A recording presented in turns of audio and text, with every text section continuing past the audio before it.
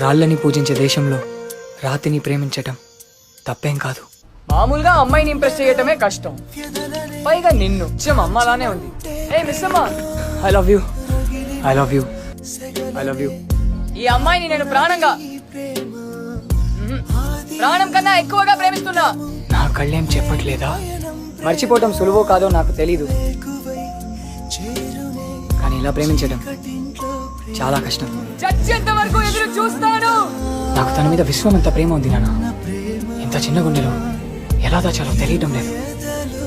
గుండెలో వ్యధలనే కాల్చుమంటే ప్రేమ, రగిలిన సెగలనే ఆర్పునది ప్రేమ.